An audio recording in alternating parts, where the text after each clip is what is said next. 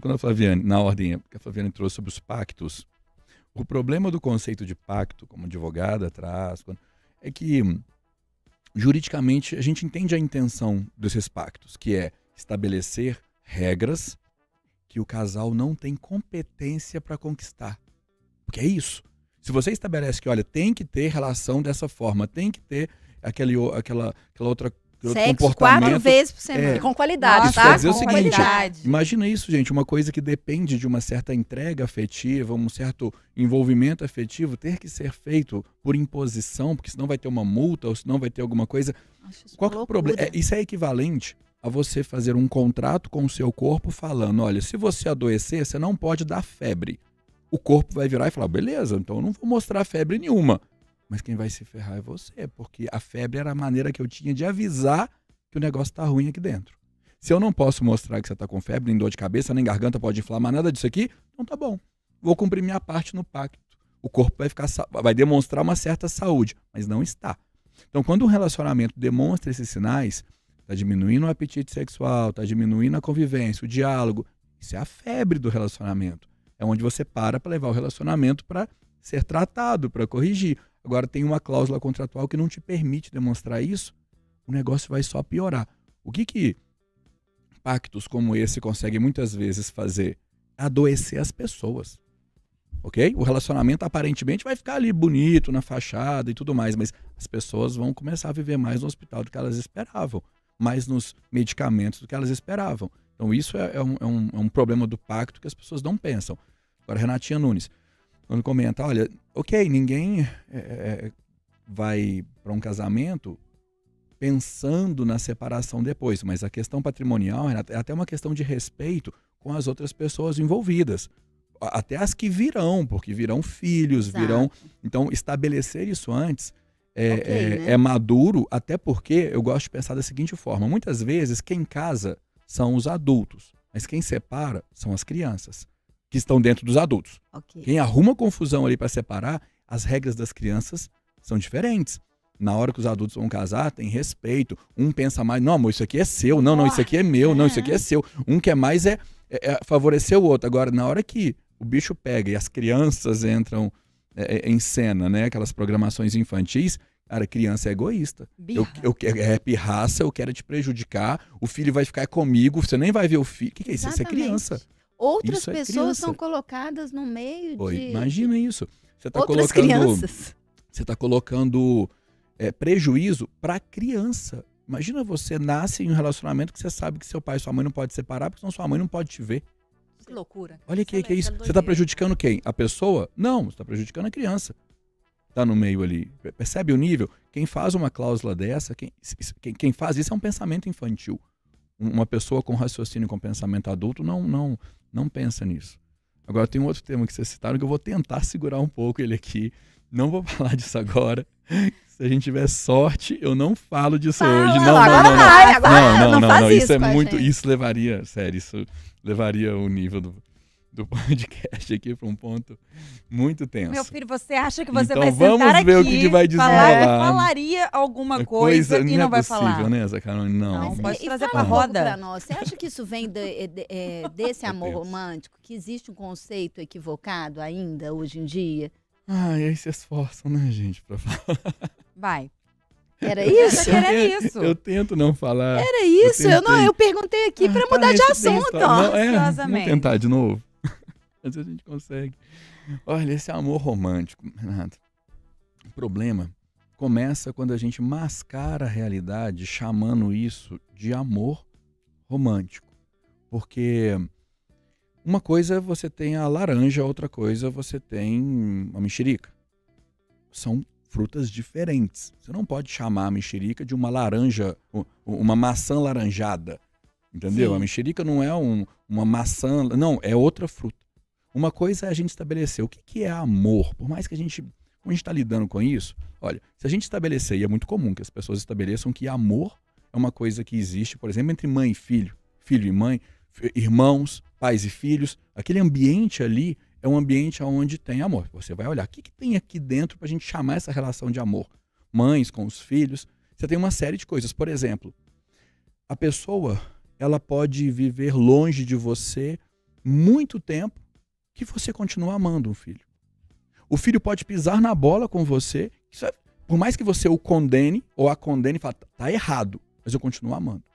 O filho, ele não é substituído. Vem outro filho e você agora consegue amar o outro filho sem deixar de amar o primeiro. Então você tem algumas condições ali.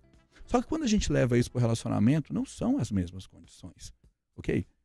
Tanto que qualquer pessoa que tenha um ex-namorado, uma ex-namorada, consegue virar e falar, poxa, quando eu estava naquele relacionamento, eu dizia que amava. E eu realmente sentia uma... Hoje, se aquela pessoa passar na minha frente, acho que eu nem cumprimento. E a gente chama de quê? Se não existe amor. Qual seria o nome ideal para o amor romântico? O pseudo-amor romântico. O difícil, primeiro, é entender que o que está entre os casais, o que une os casais, inclusive em casamento, não é amor. Okay? Ah, não, Thiago. Pois é, eu tentei segurar isso. Eu vou tentar ficar só até aqui. Calma, eu quero um nome pra isso. Eu quero um nome, Flaviana. O amor não pode ter Mas aí o equivalente é você chamar a mexerica de uma segunda maçã. Então, pera, gente, as características são diferentes. Se você virar e falar, Thiago, tem um amor paterno e materno. Ok, eu concordo que são amores diferentes, mas eles têm as mesmas condições. Por exemplo, o segundo filho veio, o pai não vai deixar de amar o primeiro para amar o segundo. Você não substitui, igual a mãe. O filho passou muito tempo longe e nem te deu notícia. Não vai esfriar o amor. Tá. Entende? Tem um monte de condições ali que caracterizam agora isso. Aflita. Por favor, Natinha. Não, eu tô aflita. Ela quer entender, eu acho que também. Eu também, pelo amor de Deus. Você nem Isso, entendeu, por mas favor, eu já discordo. por favor.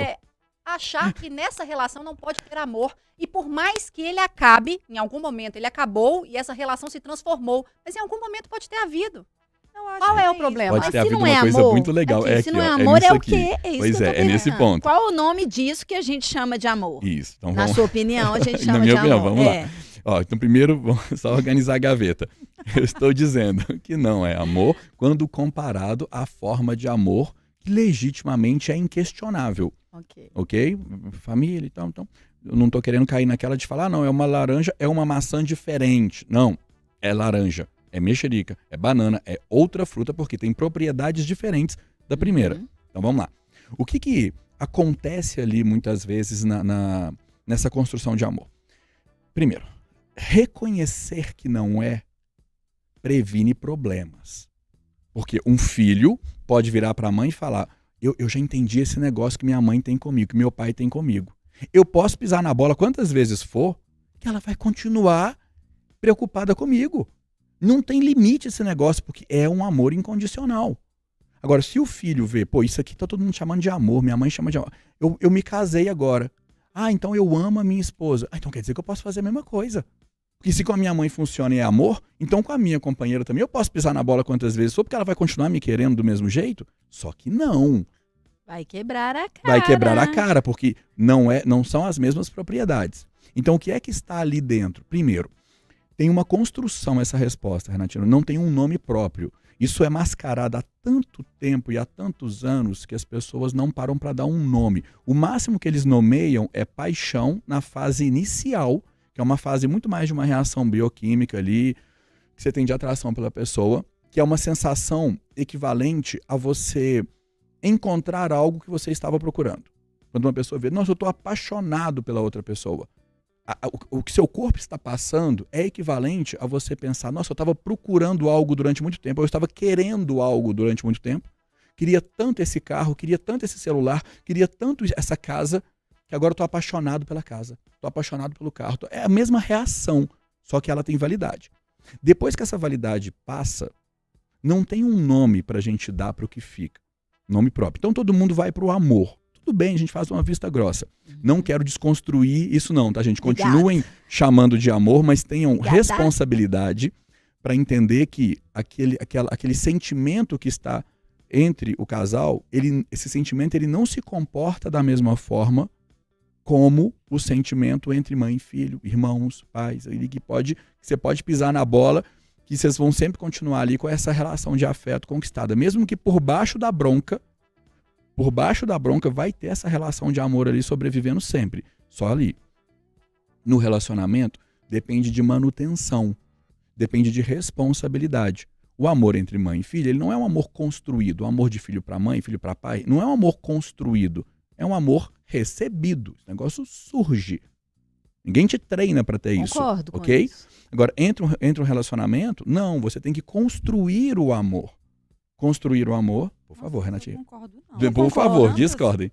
Por favor. Não, no sentido de mãe e filho, pai e filho, gente. Tem tantas famílias aí que não existe Sabe por quê? afeto entre Quer pai saber e por filho, quê? mãe e filho. Então tá, eu falei que eu ia tentar não chegar muito longe, mas vocês estão forçando. então Então vamos mais um Aquelas, passo, então mais um vamos. passo só. A mais um parte passo. que eu não estou discordando do você, não. Acho que até essa Carol tem razão. tá. Algumas famílias isso falta. Quando que O falta? que eu vou explicar. concordo, que eu coloquei aqui, que concordo com o Thiago, é sobre o amor, entre aspas, romântico. Ele precisa ser construído a cada fase, sim. Isso.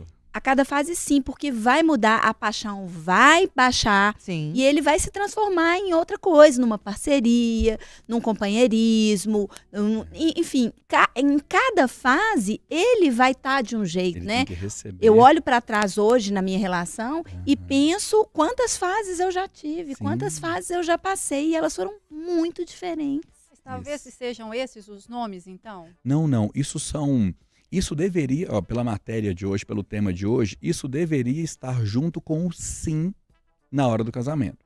Na hora de falar sim, essas coisas deveriam estar juntas. Mas espere que eu vou chegar nessa resposta. Só para não deixar a resposta da Zacarone para trás aqui. Por que a gente observa esse amor incondicional surgindo em algumas famílias e em outras não? Tem pais que às vezes rejeitam os filhos ou algumas coisas assim. Porque se a gente der mais um passo nessa compreensão, Zacarone, a gente vai entender que o único amor que realmente existe é o amor próprio. E quando uma mãe...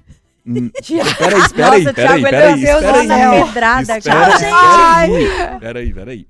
E quando uma mãe, o que é mais comum, tá? Quando uma mãe manifesta esse amor espontaneamente, imediatamente, sem treinar, nada, ela simplesmente manifesta por um filho, é porque ela entende que o filho é parte dela. O amor pelo filho é como se fosse um amor próprio. Uma mãe, um pai que tem isso manifestado, eles não pensam duas vezes para doar sangue, para fazer uma doação de um órgão, para dar a vida pelo filho. Por quê? É como se eu estivesse dando a vida por mim. E os filhos a mesma coisa. Eu entendo que a minha mãe é parte de mim. Então, uma mãe que não passa por uma gestação, ou por uma maternidade, um pai também, que não passam por uma gestação, uma maternidade, que tem essa representação, ou seja, a minha maternidade, eu não construí com a minha maternidade aquela relação de que o filho é parte de mim. Quando ele nasce, eu posso rejeitá-lo. E aí você tem essas famílias desfuncionais, essas maternidades e paternidades desfuncionais, psicologicamente ou terapeuticamente. O que tem ali de problema? A mãe não reconhece que o filho é parte dela. Então ela não tem essa prática de amor, porque ela não pode ser treinada. Isso explica um pouco melhor? É isso. Nossa, mas é duro ouvir isso. É duro. Tá parecendo muito egoísta, né? Não é, assim, é da natureza, é natural isso, né? E no nosso lado, inclusive, uma outra coisa que surgiu aqui na discussão, no último tema aí, quando a gente fala de monogamia, eu vou dar um pulo pro final, depois a gente volta aqui no meio. As pessoas que normalmente defendem isso, defendem assim, poxa, mas não é possível que as pessoas têm que ser monogâmicas, porque na natureza os animais não são monogâmicos. Peraí, primeira coisa. Nós não somos os animais da natureza. Nós temos córtex pré-frontal desenvolvido, amadurecido. Nós temos um monte de características que nos separam deles. Eles agem de maneira mais instintiva, orientados à reprodução. Nós temos um conceito de sociedade, um conceito diferente, mais maduro do que o deles. Então a gente não pode observar. Inclusive, nós temos uma maturidade emocional, até o nosso sistema límbico é mais desenvolvido. Na natureza, na grande maioria das maternidades, das paternidades, paternidade mais rápida ainda, a maternidade dura um pouco mais. Nas maternidades da natureza, a mãe, depois que ela começa a sentir o cheiro do hormônio da maturidade nos filhotes, ela para de se comportar como mãe. Ela protege os filhotes, muitas vezes, até a fase adulta. Depois ela larga para lá, agora você é parte do bando e eu vou para minha próxima ninhada. Não, ela para de proteger ali. Em nós, não. Uma mãe, mesmo depois que o filho se torna adulto, a mãe continua manifestando. Então, nosso sistema límbico ele é mais maduro, nosso sistema racional é mais maduro do que o dos animais, então não cabe essa comparação linear de que é aceitável para a gente ter um tipo de comportamento que a gente vê na natureza. Então, não é exatamente assim. E pensar em amor próprio externalizado para os filhos não é uma expressão de egoísmo, na verdade. É uma expressão até de evolução, para perceber, olha só, e o que literalmente é verdade também, né? Foi gerado de você, pelo menos 50%, né? Você pega ali os 23 cromossomos ali, metade é seu. Então, realmente um filho vem. Mas, para não deixar um parêntese aberto que normalmente surge quando eu toco nesse assunto, que é raro, tá? Falar disso aqui não é comum, isso realmente é mais avançado. Filhos que são adotados. Os pais adotivos conseguem muitas vezes, sim, desenvolver o mesmo afeto pela criança como se tivesse saído deles. Se esse afeto é construído, ele não depende do DNA para ser construído. Isso é muito mais uma doação, isso depende muito da fase de maturidade dos adultos, né, dos pais, mas é possível, mesmo em filhos adotivos, ter a mesma legitimidade de amor que é o amor próprio. Eu amo meu filho como eu me amo. E algumas vezes, até Zacarone, até mais. Tem pessoas que têm carência de amor próprio e quando vem o filho, começam a realmente sentir essa expressão de amor pelo filho que deveria ser igual ao amor próprio. Às vezes uma mulher tem baixa autoestima, ela mesma ela nem percebe que se ama tanto, mas o filho ela ama muito. Aquele amor é dela por ela também. Só que ela não consegue manifestar por ela, mas consegue pelos filhos. Organizou um pouquinho melhor? Organizou, mas aí a gente não transfere isso também para um parceiro, para uma parceira? Pois é, então tá. Ela não transfere isso? Ai, gente, olha. Assim, vocês estão selecionando as perguntas mais. Aí. Vocês estão indo no ponto, assim. Eu não sei, assim. Tudo bem, vamos lá. Quando a Renatinha usou essa expressão do amor romântico, e a gente não entender que o amor pode ter variáveis, não, assim, é isso que não entra na minha cabeça. Sabe por quê? Não, porque ele falou que não é amor. Né? Então, mas falei que pode ter variáveis, mas tem que manter a mesma estrutura. Então o amor de irmãos é um amor, ok? São variáveis. Mas as propriedades que definem o amor, elas estão presentes entre irmãos também. Eu acho que Tiago fala, não sei, vou viajar aqui agora. Mas hoje não, eu acho que tudo que o Tiago trouxe aqui foi um pouco de um tapa na cara em cada um de nós. Mas por causa da complexidade, né, de tudo que ele nos fez refletir. Mas, mesmo diante dessa complexidade, em muitos momentos eu concordo com ele. Porque eu acredito que são amor. Aí eu estou usando a palavra amor porque eu não tenho outra palavra para usar. Vamos batizar de laranja. Sei lá, vamos dar um nome. Mas eu não sei que palavra usar, amor, mas o que eu quero dizer, o que eu entendi é que ele disse que esse amor materno, ou entre irmãos, ele é genuíno. Ele é muito genuíno, ele é muito... É como se fosse ele transcende as nossas próprias pessoas, né? E o amor que você tem com o parceiro, por exemplo, aí eu queria dar um exemplo, não de mãe e pai, porque é mais fácil, mas de irmão, por exemplo. Tem muitos irmãos brigados, mas ainda assim, mesmo na briga, as pessoas sofrem muito de não ter aquela relação com aquele irmão. Você não parte para outra muito fácil naquele rompimento familiar, né? Por mais que eu, por exemplo, tenho algumas críticas fortes aos meus irmãos, que eu amo imensamente, mas ter essas críticas a eles me dói profundamente. Me dói profundamente. Eu não viro o disco dos meus irmãos, eu continuo ali sofrendo nas minhas discordâncias com eles, porque eles são meus irmãos. Outras pessoas, né, às vezes um grande amigo, uma pessoa que já foi uma grande amiga, um grande amigo na minha vida, porque existem ex-amigas, né? Sim. Assim como ex-parceiros, essas pessoas passam. Uma vez eu ouvi de um ex-namorado... Não dói, né? Eu ouvi assim... Depois que a gente terminar, ele falou assim, depois que é superável. Um ex-namorado um dia me falou assim, depois que a gente terminar, você vai desaparecer, como você já desapareceu em outras relações. Eu falei, não, a gente pode ser amigo, não sei o quê. E eu desapareci, porque eu construí uma outra vida. Então, assim, eu acho que essa pessoa, às vezes, ela naquele ápice, ela é a pessoa mais importante da sua vida, seu parceiro ali, e de repente ela não vai ser mais. E você vai começar uma outra relação. Né? Então, assim, eu acho complexo esses pactos, voltando ao tema do programa. Complexo esses pactos, por quê? Porque quando a gente faz um pacto patrimonial, eu acho que existem preocupações familiares envolvidas, de heranças dos que vieram, né, da família de cada um e dos que vão nascer, né, para aquelas crianças, como bem disse aqui o Tiago.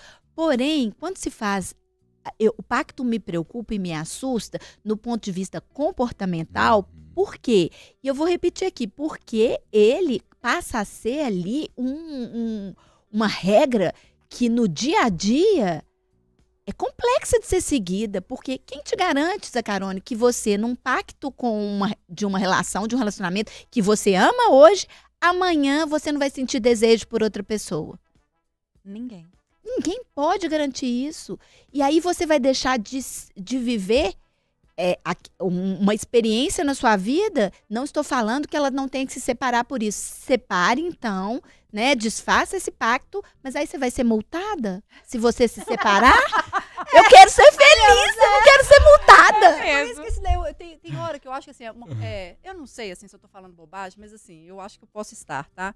Mas eu tava tentando pegar aqui, porque teve uma decisão. Eu acho que a gente segue regras, às vezes sem nem saber direito, enfim. Mas eu conversava com o Nélio, nosso produtor, sobre uma decisão do STF de ter mudado as regras para união e casamento de pessoas acima de 70 anos. Olha que coisa, eu achei isso muito doido. Eu falei assim, então quer dizer que essas pessoas elas não podiam escolher? Como assim? Assim, ó, a partir do dia 1º de fevereiro, que foi, acho que 1º de fevereiro desse ano, foi 1º de fevereiro, o regime obrigatório de separação de bens nos casamentos e uniões estáveis envolvendo pessoas com mais de 70 pode ser alterado pela vontade das partes. Ou seja, eu não quero casar nesse regime. Então você casa do jeito que você quiser. De 70 para cima, antes era uma regra. Você só casava de um determinado regime. Separação de bens? Com separação. Então não adiantava você fazer uma outra escolha. Isso é porque a justiça tinha decidido que essas pessoas poderiam estar sendo roubadas, tomando golpe por causa da idade. Provavelmente isso, mas aí eu fico pensando assim, para trás, há um regime também que é comum, que é esse de separação. Você tem que pontuar quando você tem até 70, você tem que pontuar o que você quer. E geralmente você pontua a separação, e às vezes você nem pontua. Então eu acho que você é enquadrado e encaixado em algumas coisas sem nem saber que você faz parte delas. Entendi. Então quando você fala de pactos, né, assim, esse de estabelecer traição e papapá, cara, você não consegue fiscalizar. Então, às vezes, existem questões legais, às vezes normativas, que você sequer sabe que existe e você se enquadra nelas. Sabe, você entra. Aí eu fiquei viajando assim, por que as pessoas com 70 anos para mais não podem escolher a forma como elas querem se unir? Não podiam, né? Assim. Ué? Nem sabia disso, na verdade. Sabia. Mas provavelmente por isso. Eu imagino, o que veio na minha cabeça. Eu acho muito louco isso. Assim, gente, eu quero dizer que eu realmente respeito quem acha que um pacto de estratégia de convivências funcione e vai dar certo. Acho justo que sejam divididos, por exemplo, como a nossa especialista deu o exemplo aqui, as tarefas domésticas. Sensacional. Massa, mas peraí. Se o meu parceiro e eu não pudermos resolver isso ali no dia a dia, eu precisar de um pacto para isso. Um acordo, né? E quem vai fazer valer esse pacto papel? Escrito, mas se eu precisar de um pacto, eu tenho que repensar o meu parceiro. Você vai me desculpar, eu tenho que repensar o meu parceiro. Porque aí eu faço um pacto que, sei lá, que 3 dias da semana sou eu, outros 3 ele, e no domingo ninguém faz nada. Ninguém faz nada. Rifa, quem vai fazer isso? Beleza, eu faço esse pacto. E se eu não tiver, e se eu estiver doente, se eu for trabalhar o dia inteiro, eu não sei em que trabalho que eu vou estar daqui a X dias, eu não sei o que.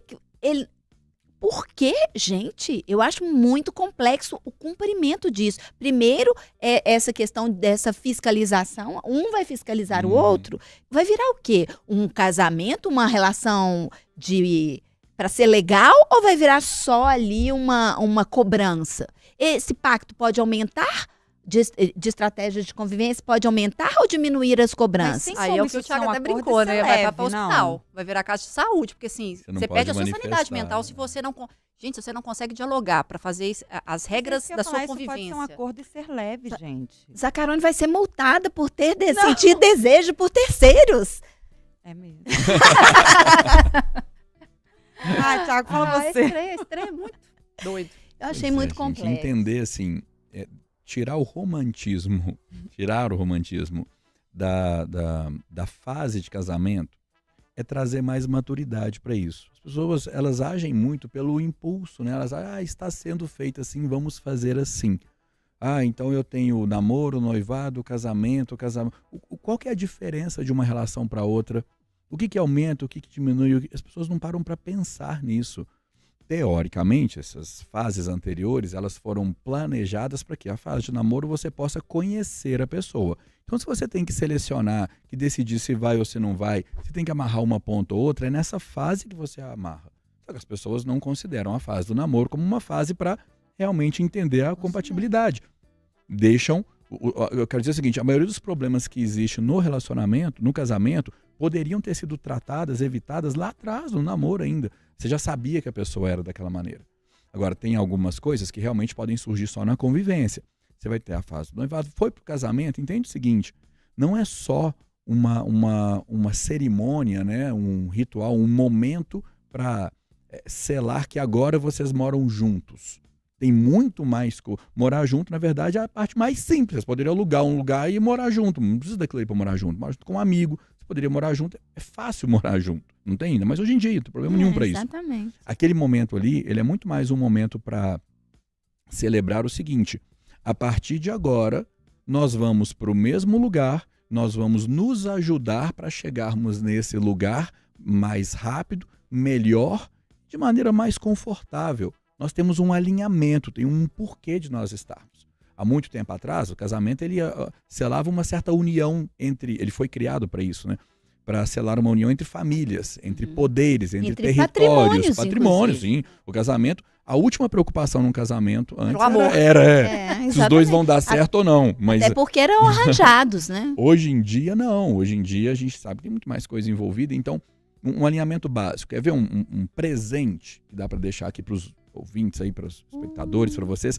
É uma coisa básica, isso aqui, mas muito básica, e as pessoas atropelam ela. Primeira coisa que deveria estar junto com um sim. Isso deveria estar num pacto, mas num pacto até de namoro. É o seguinte, primeira coisa que um casal, uma dupla, um casal, devem considerar para casarem é a competência para resolver problemas. Primeira coisa. Se os dois não tiverem competência para resolver problemas, não case. Porque é aqui que o casamento vai ser desfeito. Perfeito. Entendeu? Na hora de fazer, tem um monte de agora coisas é que são as palmas? Agora. Nossa, Thiago. Só que Deixa eu terminar. Deixa ele terminar, que vai falar isso, eu tenho que anotar. Só esse pedacinho. O que faz um casal ser competente para resolver problemas? É quando individualmente cada parte é competente para resolver problemas. E isso dá para sentir o cheiro até no namoro. Fala, tivemos um probleminha aqui. A pessoa já trouxe comportamentos de encontrar um culpado menos ela. Ela teve um comportamento de fugir do problema e não fala do assunto. A pessoa teve um comportamento de desenterrar coisas do passado para tentar compensar e justificar a atitude que ele teve. Gente, se isso está aparecendo num namoro, imagina, entende? Então usem essa fase para desenvolver essa habilidade. Cara, mas é na fase que você mais tem dificuldade para encontrar isso. Encontrar o quê? Você está, às vezes, inebriado com o sentimento vou usar essa expressão de novo, do amor romântico. Às vezes você não consegue nem enxergar que a pessoa ela é incapaz de resolver o problema. Mas por isso que tem esse programa, é por isso que as pessoas estão assistindo agora, para elas ouvirem isso e saírem dessa bolha, né? De entender que, olha, o relacionamento agora, depois desse podcast, eu tenho que olhar para ele com esses olhos, da Flaviana. Mas esse foi só o primeiro, você falou que ia trazer uma lista. Não. Eu quero saber o resto. A gente precisa de mais programas. Não, de novo, eu concordo com o Thiago, eu concordo muito. Ai, verdade. Sabe por quê? Mas eu acho que você... Sabe por que eu tenho medo do Thiago? Porque assim, tem hora que eu escuto o Thiago e falo assim, gente, o que eu tô fazendo aqui? Eu devia ter vindo hoje. Eu entendi. Não devia ter vindo hoje. Não, mas olha só, é porque é claro que o Thiago é fodástico, assim, né? Então, assim, é a diferença. É o que eu falo aqui, muito usar, quando a gente come sal junto, é o que eu tô querendo dizer, é o que eu estou querendo dizer relativas à competência de resolver problemas. Porque eu acho o seguinte, num namoro, você não está dormindo e acordando com a pessoa. Então, esse romantismo, essa parte leve, ela é mais vivenciada, né? Você tem um problema, você vai para sua casa, a pessoa vai para casa dela e você resolve mais fácil. Você resolve ali com os seus, você tem aquele hábito já junto à sua família. Primeiro, quando a gente se une a uma pessoa para morar junto, você foi criado de um jeito, ela foi criada de outro, completamente diferente. Tivemos valores, por mais que vocês tenham valores próximos, porque eu acredito muito que as pessoas se aproximam por causa dos valores, essa identificação de valores, por mais que eles sejam semelhantes, eles nunca são iguais, né? Porque a criação familiar, ela é muito impactante nesse processo. Então, quando você casa com uma pessoa com valores diferentes.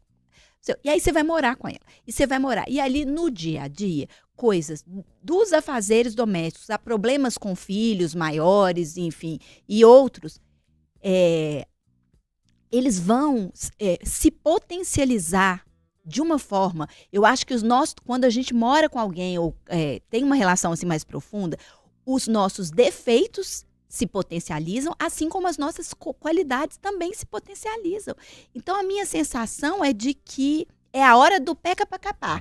É a hora que você vai ver se vocês vão dar efetivamente certo mesmo. Porque morar em casas separadas é muito diferente. Eu convivo, sei lá, aqui no trabalho com a Flaviana 9 horas por dia, 8 horas por dia. Mas eu nunca morei com ela. Entendeu? Eu quero ver se for morar junto.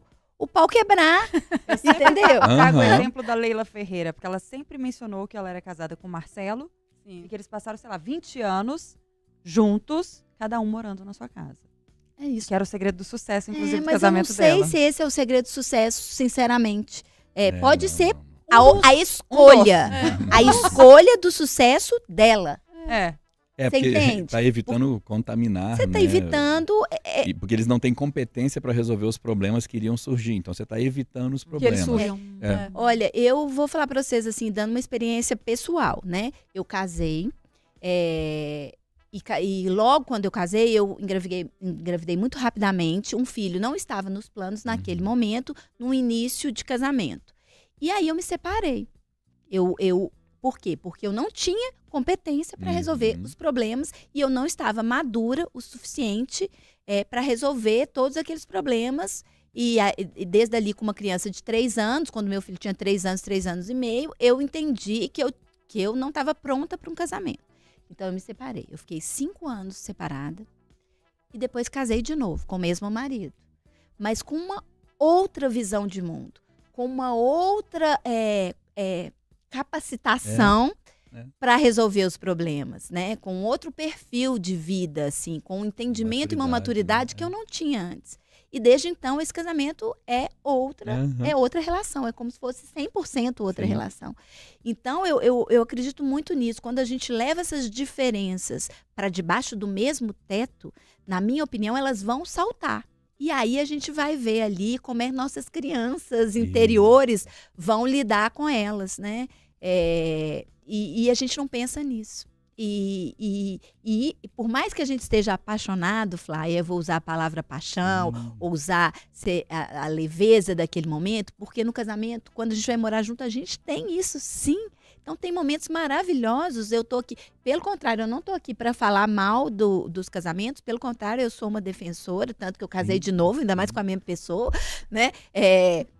Eu defendo muito o casamento, mas eu defendo que esse romantismo, quem pensa só nele, quem leva só ele para essa construção, vai ficar a pé e vai estar fadada de errado, porque ele é muito além desse romantismo. Ele vai viver ali o bom e o ruim do dia a dia. É para casa que você vai voltar com os seus problemas do trabalho, com os seus problemas com as suas amigas, com os seus problemas da vida. E ele ou ela, né, quem for o seu companheiro ou companheira, também. Então ali vocês vão ter, além de dividir os problemas juntos, vocês vão ter os seus. E aí a gente precisa estar preparado emocionalmente para lidar com esses problemas. Se a gente tiver... Com uns a gente vai estar mais, com outros menos. Mas se a gente tiver minimamente com o coração aquecido para isso, com a parceria, né, com o companheirismo que a gente citou, e o respeito, as coisas vão andar. E o casamento vai enfrentar as diferentes fases de uma forma leve e de construção. Porque eu acho que o casamento ele é construção. Eu acho que o amor é uma construção. Renatinha, você deu um presente aí também, assim, você destacou uma coisa, você falou algo que eu vou destacar, que tá nas entrelinhas do que você falou, que é o seguinte, quando a gente casa com uma pessoa, naquele momento, a gente tem uma certa ilusão, um romantismo de imaginar que a pessoa ela vai continuar daquela forma. Porque eu estou me casando com ela, sim, é essa que eu conheço. Você não conhece muitas vezes a trajetória e a tendência dela. Você não sabe o que é isso. Por mais que ela te conte, eu quero ser isso, aquilo outro, você não sabe. Então, agora você pode participar desse crescimento. Isso é, primeiro, uma responsabilidade. Porque se você não assumir a responsabilidade de participar do crescimento da outra pessoa, você pode ser uma âncora nesse crescimento, isso acontece demais. Mulheres, muitas vezes, pessoas que reclamam o seguinte, meu companheiro, meu cônjuge, minha companheira não me estimula a crescer. Se eu trago alguma notícia boa da minha carreira, da minha vida, essa pessoa me desencoraja. É porque ela está querendo continuar casada com quem ela casou. Ela quer estacionar a vida dela e quer que você estacione a sua também. Você está ignorando que... muito soco na cara. Você está ignorando... Na cara não, patrão!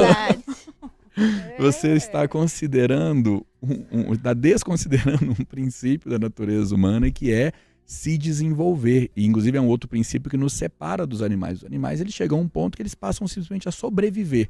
O jogo da vida deles, a partir daquele momento, é sobreviver. O nosso, não. O nosso é continuar crescendo, aprendendo, aprimorando e tudo mais. Então, a gente não estaciona. Quando a Renata, né, cita que 5 anos depois ela é uma outra pessoa, que ela está destacando para todo mundo é o seguinte, eu tenho que separar também? Não, é possível passar por esse processo dentro do relacionamento. Eu não dei conta, não tive competência para isso, mas outras pessoas têm. Isso, esse é o ponto. Entenda que, olha, você está se casando hoje, daqui a 5 anos essa pessoa, potencialmente, ela vai estar mais madura, mais culta, ou culturalmente diferente, comportamentalmente diferente. Acompanhar essa evolução e crescer juntos faz parte da parte legal do relacionamento. Essa é a parte legal. Poxa, se eu estivesse crescendo sozinho, com meus pais, né, que teoricamente meus pais me monitoravam até aqui, eu sei como é crescer sendo estimulado pelos meus pais. Agora, crescer sendo estimulado por uma pessoa que, entre a gente aqui, tá? Normalmente um cônjuge vai querer que você cresça mais até do que seus pais. Porque o cônjuge entende que o seu crescimento impacta no dele ou no dela. E para irem juntos. Os pais têm um momento em que eles acham que você tem que dar até uma desacelerada. Não, já tá bom até aqui e tal. Agora, crescer ao lado de uma pessoa que quer que você cresça, que precisa até, de certa forma, do seu crescimento para manter uma compatibilidade, é um jogo diferente de viver na casa dos pais ou de viver sozinho antes do casamento, que é quando você tem muitas vezes mais contato com amigos, que podem estar querendo que você pare também no tempo. Tá todo mundo parado na infância aqui, joga videogame e é só isso aqui que a gente faz. Então, peraí, como é que é viver com uma... Tem que estar preparado para isso. Isso deveria estar no sim, isso deveria estar no pacto. Você aceita casar com essa pessoa e ajudar essa pessoa, né, a crescer, crescendo junto com ela, estimulando, amadurecendo. Entende que isso faz parte da parte boa do casamento? Isso não acontece fora do casamento. Isso só acontece dentro de um casamento. De casamento certo. Ai, Renata, sacanagem. Não, até bambiei. Eu também, gente. Minha pressão baixou. Ai. Ele não vai vir mais nos programas quando eu vier. Meu Deus. Minha cabeça tá doendo já. Minha cabeça doeu. Não me deixem fazer programa sozinho aqui, gente. Vocês têm que vir. Muito bom. Por favor. Muito bom, Thiago. Muito bom. Sensacional. Muito bom. A gente fica sem palavras, parça. Uma porrada atrás da outra. Nossa senhora, até anotei aqui que esse vai ser o corte do interesse, já tô avisando. Okay. Qual doce? Essa última fala. Eu anotei 6, tá, gente? Mas agora vai ser essa. Eu anotei 6, mas agora vai ser essa. Tiago, a gente tá caminhando pro final do programa. A gente ficou de citar os alicerces, né? Pra rapidamente a gente consegue pontuar o que deve ser pontuado antes de uma pessoa assumir um compromisso com outra? Eu anotei 2 aqui. Ele já falou sobre 2. Competência para resolver problemas. Isso. E estímulo ao parceiro a se desenvolver, crescer juntos. Isso até culturalmente a gente não teria uma regra única não, tá? Vamos pontuar aqui o que seria o básico ali, que até por consenso, mas saber resolver problemas, o que muitas pessoas diriam dentro de um... O que pega essa carona? Deixa eu explicar essa parte. É o conceito por trás da resposta. Porque eu vou dizer aqui agora respeito. Só que o conceito de respeito ele é diferente para as pessoas. Então, é difícil trazer uma lista toda aqui, porque a gente teria que normatizar o que é o conceito por trás. Saber resolver problemas é fácil. Eu posso dizer que saber resolver problema não é colocar o problema debaixo do tapete. Saber resolver problema é resolver o problema de maneira que ele não aconteça de novo, ou seja, você tratou a causa dele, não vai haver reincidência, e você corrigiu os impactos que o problema, né, isso, você corrigiu aquilo ali, então você resolveu o problema da melhor maneira possível. Só que saber resolver problema vai exigir, você sabe reconhecer quando você erra? Você sabe se preocupar, percebe, tem muita coisa dentro de cada tópico desse. Se uma pessoa não sabe reconhecer quando ela erra, quer dizer que ela é uma pessoa que está na infância ainda. Ela é uma pessoa que se preocupa mais em encontrar um culpado, em colocar a culpa no outro, em justificar por que ela fez isso, que a culpa não é dela. Isso atrapalha aprender a resolver realmente um problema. Então, isso, o respeito. Só que o respeito pela ótica da pessoa, não da sua. Olha como é que isso muda todo o jogo. Isso, inclusive, desconstrói aquele ditado popular, né? Do tipo, trate as pessoas como você gostaria de ser tratado. Joga isso fora, isso é mentira. Você trata as pessoas como elas gostariam de ser tratadas. E no caso do casamento, você tem que colocar um tempero aqui, que não é simples de colocar, que é o tempero da visão externa. Muitas vezes a pessoa não tem uma visão completa do que é melhor para ela.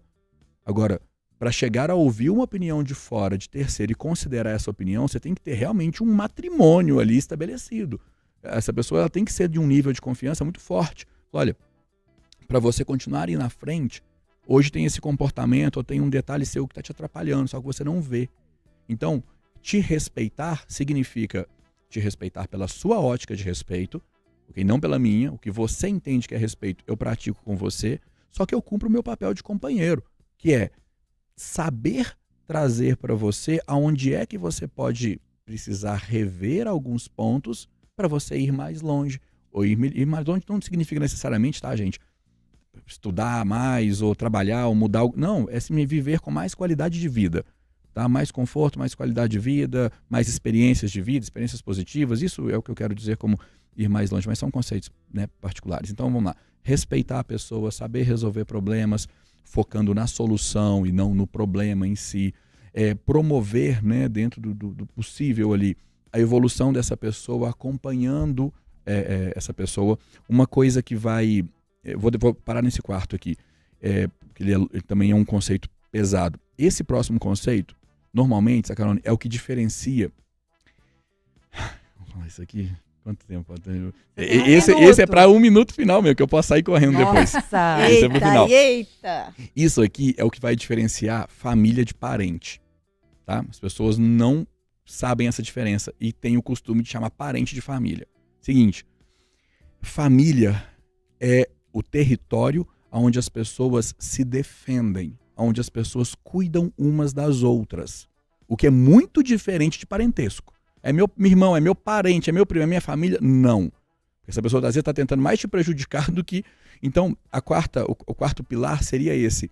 Comprometa-se com essa pessoa a ser alguém na vida dela que vai defendê-la, que vai protegê-la, que vai cuidar dela e que você vai receber e vai aceitar receber o mesmo cuidado. Aí vocês estão indo para um casamento bem semeado para se transformar em uma família, com filhos ou sem filhos, ou seja como for.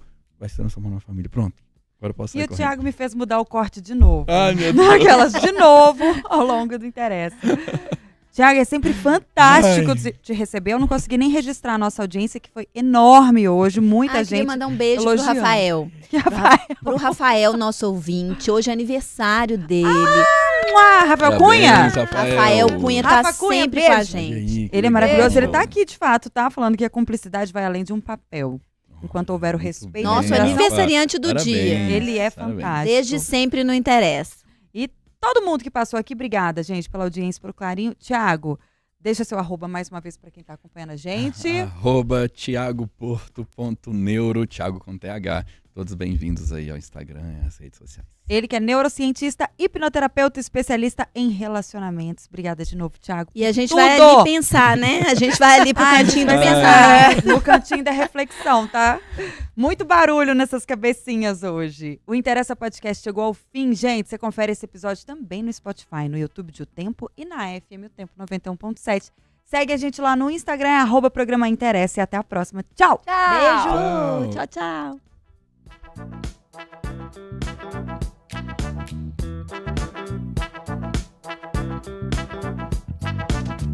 Na FM o tempo interessa.